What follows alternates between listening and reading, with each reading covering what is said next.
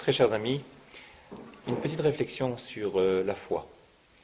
Dire que l'on croit en Dieu pourrait se résumer en deux chapitres. Nous avons le croyant, qu'on pourrait appeler, non pas d'une manière péjorative, basique, qui est celui qui accepte les principes de ses ancêtres. Il a reçu la foi, on va dire déjà au biberon. Il a vu, il a entendu, il a été imprégné par son vécu, et cette foi qu'il a acquise a un avantage, mais elle a aussi un inconvénient. L'avantage, c'est qu'elle ne veut pas être remise en question, puisque c'est un postulat.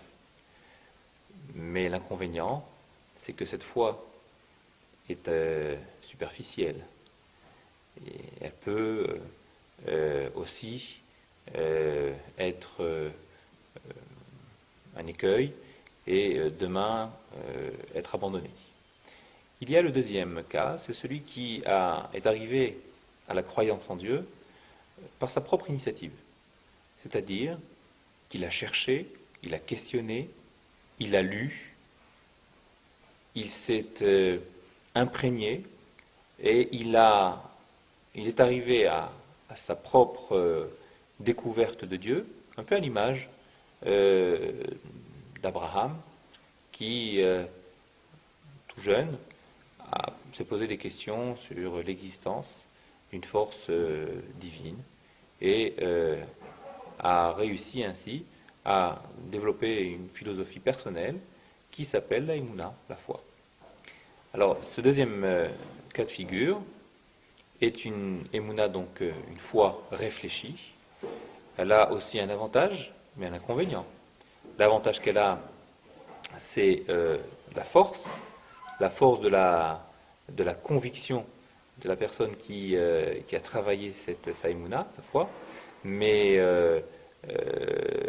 on peut aussi trouver un défaut, c'est celui d'être discutable. La foi acquise par la philosophie peut être aussi discutée.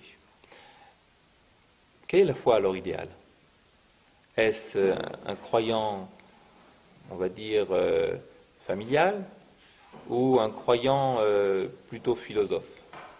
Et la réponse que nous donnent nos maîtres, c'est celui qui arrive à faire un mixage entre les deux, qui est à la fois un croyant parce qu'il a reçu de ses parents la foi, mais aussi parce qu'il a travaillé, il a développé et il en a fait sienne. C'est ce que l'on peut résumer en quelques mots dans la prière qui est au début de la Hamida, la prière que l'on récite à voix basse, les pieds joints, debout. On demande à Dieu, qui est notre Dieu, mais également le Dieu de nos pères, de nous répondre.